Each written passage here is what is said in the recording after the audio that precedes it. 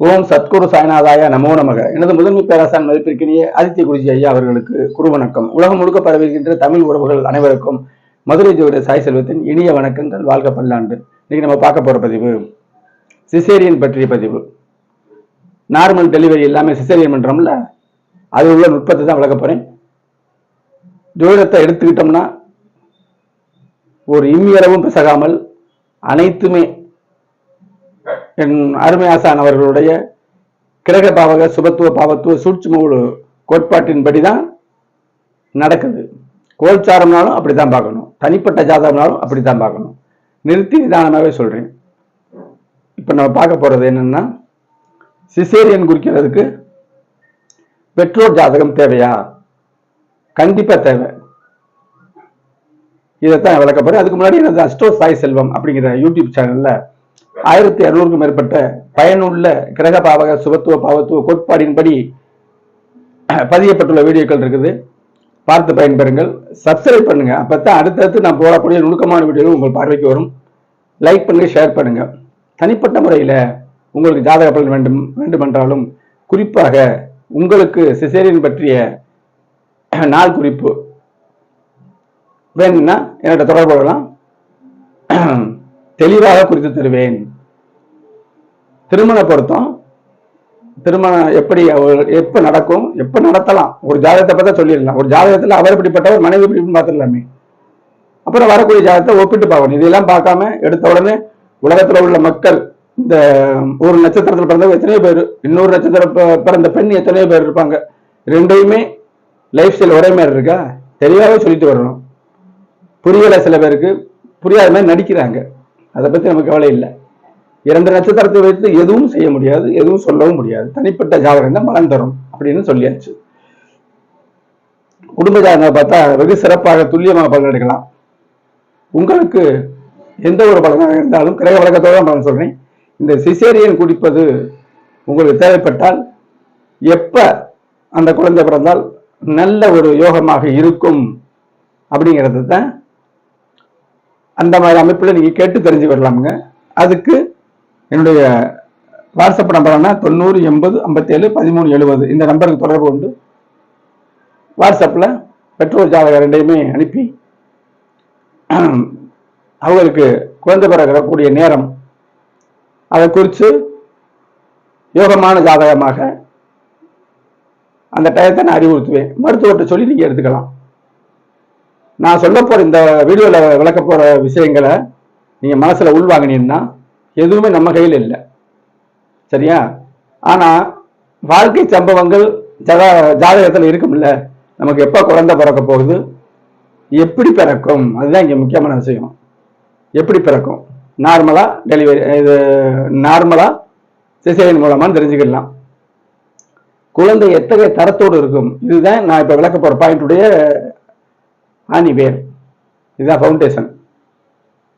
இந்த விஷயத்தை தான் நான் இப்போ உங்களுக்கு விளக்க போறேன். வாட்ஸ்அப்ல நீங்க ஜாதகத்தை எந்த ஒரு விஷயமும் அனுப்பலாம். கிரக வழக்கத்தோடு பலன்களை கேட்டு தெரிஞ்சு கொள்ளலாம்.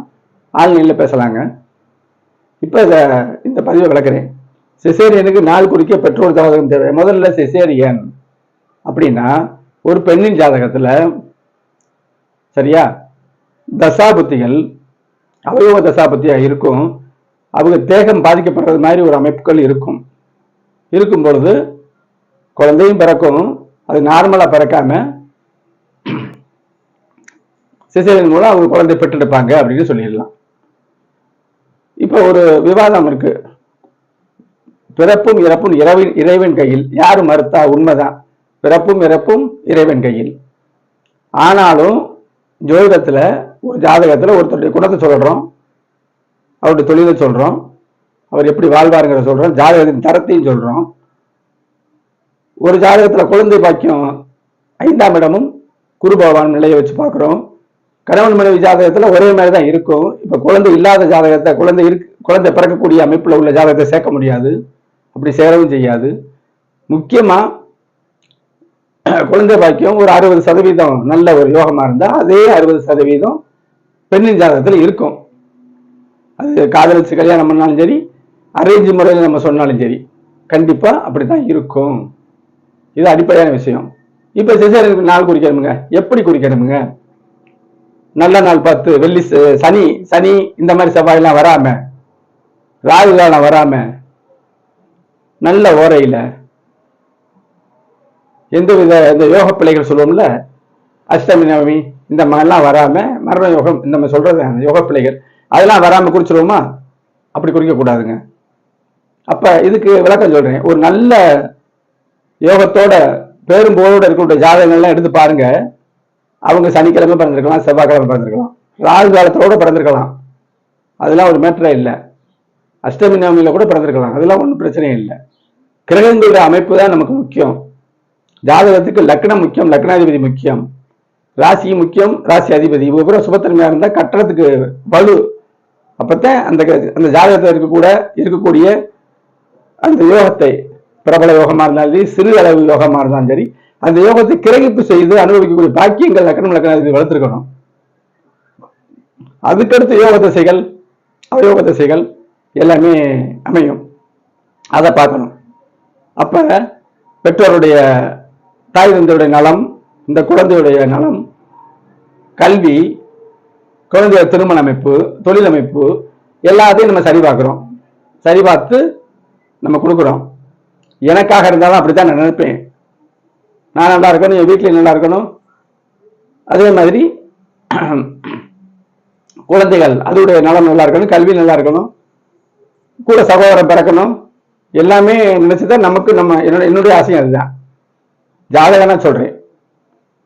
ஜாதகன், நான் ஒரு ஜாதகன்கிற இல்லை, ஜோதிட முறையில எல்லாருமே நல்லா இருக்கணுங்கிறது அது உலக, அது ஆன்மீக ஞானமா சொல்ற விஷயம். எல்லாருமே நல்லா இருக்கட்டும் அப்படிங்கிறது. தனிப்பட்ட முறையில ஜாதகனா இப்ப நான் ஒரு ஜோசியத்தை போய் குறிச்சேன்னா இப்படித்தான் கேட்பேன். பையன் நல்லா இருக்கணும், அவனை தொட்டு எனக்கு யோகம் இருக்கணும், அம்மா அப்பா நல்லபடியா இருக்கணும், கல்வி நல்லா இருக்கணும், வீடு வாசல் சொந்தத்தோடு ரொம்ப சந்தோஷமா இருக்கிற மாதிரி குறிச்சு கொடுங்கன்னு தான் கேட்போம். அப்படித்தான் குழந்தை வேணும்னு நினைப்போம். நீங்களும் அப்படித்தான் நினைப்பீங்க. நடக்கணும்ல, இங்கதான் பாயிண்ட். நான் அழுத்தமா கவனிங்க. ஞான கவிஞர் கண்ணதாசன் என்ன சொல்லுவார் தெரியுமா? மனிதனுடைய எண்ணங்களை விதி ஒழுங்குபடுத்துகிறது. ஜோதிடவே சொல்லாத அற்புதமான வார்த்தை. அவர் நாத்திகத்துல போய் உழண்டு திரும்ப ஆன்மீகத்துக்கு வந்துட்டார். அதிர்ஷ்டவசமாக இறைவனுடைய அருட்கருணையால வந்துட்டார். அவர் ஒரு வார்த்தை சொல்றாரு, மனிதனுடைய எண்ணங்களை விதி ஒழுங்குபடுத்துகிறது. அற்புதமா பாருங்க. நம்ம நினைக்கலாம் கோடீஸ்வரன் ஆகணும், நல்ல பிள்ளைகள் பிறக்கணும், அழகான பிள்ளைகள் பிறக்கணும், நல்ல சந்தோஷமா வாழணும் நம்ம நினைக்கலாம். நம்மளுடைய முன்வினை பயனாக விதி ஒழுங்குபடுத்துது. இந்த அமைப்பை இங்க கோடிட்டு காட்டுறேன். அப்ப இந்த ராகு காலம், சனிக்கிழமை, செவ்வாய்க்கிழமை, அஷ்டமி நவமி, நல்ல உரை இதெல்லாம் விட்டுருங்க. எப்படி குறிக்கணும்? லக்கணம் நல்லா இருக்கணும், லக்கணாதிபதி நல்லா இருக்கணும், பூர்வ புண்ணியம் நல்லா இருக்கணும், 4ஆம் இடம் 9ஆம் இடம் சூரிய சந்திரர்கள் நல்லா இருக்கணும், தொழில் ஸ்தானம் நல்லா இருக்கணும், வேலைஸ்தானமாவது நல்லா இருக்கணும், யோகமான தசாபதிகள் வரணும். இது சாத்தியமா? சாத்தியம்தான், சாத்தியம் இல்லைதான். அதாவது நம்ம குறிக்கிறது நம்ம நன்மையாவே குறிக்கிறோம். அவங்களுக்கு அந்த பிரார்த்தம் இருக்கணும்ல. இப்ப நான் சொல்ல போற பாயிண்ட் இதுதான் ஹைலைட் பாயிண்ட். அப்ப எப்படி நம்ம தெரிஞ்சுக்கிறது? பெற்றோர் ஜாதகத்தை பார்த்தா தெரிஞ்சிரும்லங்க. இதுக்கு தானே தலைப்பை கொடுத்துருக்கேன். சிசேரியனுக்கு நாள் குறிக்க பெற்றோர் ஜாதகம் தேவையா? கண்டிப்பா தேவை. அப்ப நல்லா கவனிங்க. ஆண் பெண் ஜாதகத்துல குழந்தையோட தரம் ஒன்னாத்தான் இருக்கும். ஆண் ஜாதகத்துல வேற மாதிரியும் பெண் ஜாதகத்துல வேற மாதிரினா திருமணம் அவங்க இல்வாழ்க்கையில் இணையவே முடியாது. சரியா? ஒரு சிறுசிறுப்பான ஒரு குழந்தையும் நல்ல குழந்தையும் இருக்குது ஒரு வீட்டுல அப்படின்னா, கணவன் ஜாதகத்துல குரு நல்லா இருக்கும், 5ஆம் இடம் கெட்டு போயிடும். அதே மாதிரி மனைவி ஜாதகத்துல குரு கெட்டு இருக்கும், 5ஆம் இடம் நல்லா இருக்கும். ஆக ஆவரேஜா பார்க்கும் பொழுது ஒரு குழந்தை குரு காட்டும், நல்ல குழந்தை, நல்ல ஒரு குணத்தோட. இன்னொரு 5ஆம் பாவாதிபதி கெட்டு போயிருக்குல்ல, அது ஒரு சில குணக்குறைவான குழந்தையை கொடுக்கும். இப்படிங்கிறத நம்ம பாக்குறோம்ல. அப்ப இப்ப அவங்களுக்கு நடக்கிற தசாபுத்திகளை வச்சு இப்ப அவங்களுக்கு பிறக்கிற குழந்தை எப்படி இருக்குன்னு ஈஸியா பாத்துடலாமே. என்ன, பெற்றோர் ஜாதகத்துல இப்ப 5ஆம் அதிபதி குருபவனுடைய தசாபுத்திகள் கரெக்ட் ஆகும். பெண்ணுக்கு, ஆணுக்கு இருக்கும். பிறப்போவது பெண் தான், தாய்மை. அப்ப அந்த இடத்துல 5ஆம் அதிபதி குருபவனுடைய தசாபுத்திகள் வந்துகிட்டு இருக்கும். லேட்டா பிறக்குதா, கல்யாணம் பண்ண பிறக்குறாங்க, வேற கான்செப்ட். இப்ப பேசுறது சிசேரியன் மட்டும்தான். அப்ப அப்படி பார்க்கும் பொழுது அவங்களுக்கு இப்ப 70% நல்லா இருக்கு ஜாதகம்.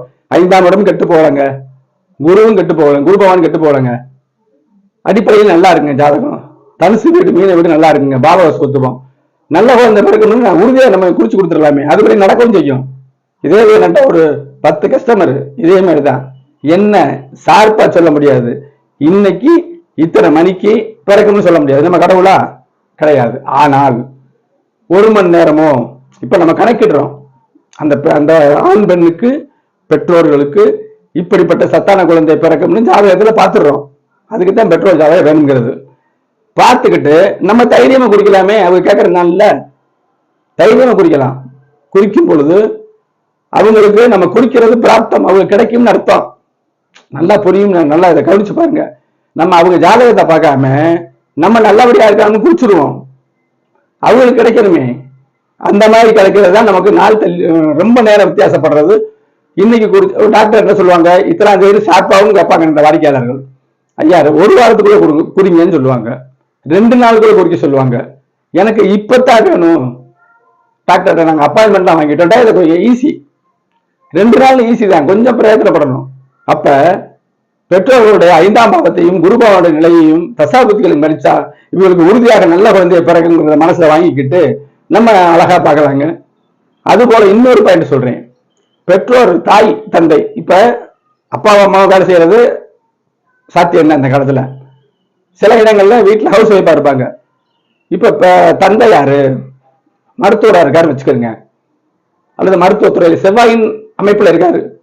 கண்டிப்பா இப்ப நம்ம அவங்க கேட்ட டயத்துல கனெக்ட் பண்ணும் பொழுது அந்த லக்கணத்துக்கு 9ஆம் இடம் இருக்குல்ல, சூரியன் 9ஆம் இடம், செவ்வாயோட சுபத்துவமா இருக்கும். வார்த்தையாருன்னா குரு பகவான் சம்பந்தப்பட்டிருக்கும் தந்தையாரோட. பெருசங்க ஜாதகத்துலதான் 2-10 கனெக்ஷன் ஆனா இவர் சொல்லிக் கொடுக்கும் துறையில ஜாதகரை சொல்றோம். அப்பாவுக்கு எப்படி சொல்றது? அப்பாவுடைய அமைப்புல இந்த பையனுடைய பெற்றோர் ஆசிரியர் அப்படிங்கிறத எப்படி பார்க்கறது? பையனுடைய ஜாதகத்துல 2ஆம் பாவம் இருக்காது. 9ஆம் பாவம் சிம்மம், 9ஆம் அதிபதியோட குரு பகவான் மெஜாரிட்டியா சுபத்துவமா இருப்பாரு. அப்ப அந்த குருவின் துறையில இருக்கலாம் அப்படின்னு நம்ம எடுத்துக்கிறோம். அவர் பேங்க்ல இருக்காரா? பேங்க் குரு தான். ஆன்மீக இடை குரு தான். சொல்லிக் கொடுக்கறது கூட குரு தான். அவங்களோட அந்த சுபத்துவ பாவத்துவத்தின் படி அவங்க திறன மேல்நிலையா இருப்பாங்க அல்லது சற்று கீழ்நிலையாக இருப்பாங்க. இப்ப நம்ம அந்த மாதிரி எல்லாம் பெற்றோர் என்ன துறையில் இருக்காங்கன்னு சொல்லிக்கிட்டு இந்த 9-4 பாவங்களையும் தொட்டு ஒரு விஷயத்தை நம்ம எடுத்துட்டோம்னா கண்டிப்பான முறையில இப்ப ஒரு சின்ன குழப்பம் வரும். லக்கணம் சரிங்க, 4-9 தாய் தந்தை கல்வி ஸ்தானம் எல்லாம் நல்லா இருக்கு, தசாபுத்தி சரியில்லை, இதெல்லாம் உங்களுக்கு மனக்குழப்பம் வருது இல்ல? பெற்றோர் காலத்தை பாருங்க. அதாவது ஒரு விஷயத்தை நீங்க எடுத்தீங்கன்னா கடன் அப்படியே வந்து நின்றும். ஒரு விஷயத்தை மட்டும் நம்ம போட்டோம்னா, ஏன்னா அந்த பெற்றோர் ஜாதகத்துல என்ன தரம் இருக்கு நமக்கு தெரியுதுல, அப்புறம் எப்படி இங்க இல்லாம போகும்? பிள்ளைகளுடைய ஜாதகத்துல பெற்றோர் அறியலாம், பெற்றோர் ஜாதகத்துல பிள்ளை அறியலாம்னு சொல்றோம்ல, இதெல்லாம் எப்படி தெரிஞ்சிச்சு? என்னுடைய மகாகுரு ஆதித்ய குருஜி ஐயாவுடைய கிரகபாவ சுபத்துவ அமைப்புல யோசிக்கும் போது இந்த மாதிரி அமைப்புல வந்தது. பெரும்பாலும் இறைவனுடைய அருளால குருநாதனுடைய கருணையினால குறிச்சது 1 மணி நேரம் 2 மணி நேரம் தான் வித்தியாசப்பட்டதை ஒழிய கண்டிப்பா நீங்க சொன்ன இடத்துல அப்படி வரலங்கய்யா அப்படின்னு யாருமே சொல்லலைங்க. நேற்று கூட ஒரு சகோதரி கேட்டிருக்காங்க, அவங்களுக்கு சிறப்பாக குறிச்சு கொடுக்க போறேன். உங்களுக்கு அது மாதிரி தேவைப்பட்டால் என்னுடைய தாராளமாக நீங்க என்னுடைய வாட்ஸ்அப் நம்பரான 90 80 57 13 70க்கு தொடர்பு கொள்ளுங்க. இப்படி கொடுத்தீங்கன்னா பெற்றோருடைய லைஃப் ஸ்டைலை சொல்லிடுவேன். எதிர்காலம் தாய் தந்தை இருவருடைய லைஃப் ஸ்டைல் சொல்லிடுவேன். பிள்ளைகள் இப்படித்தான் பிறக்கும் அப்படிங்கிற அமைப்புல எடுத்து கொடுத்துருவாங்க.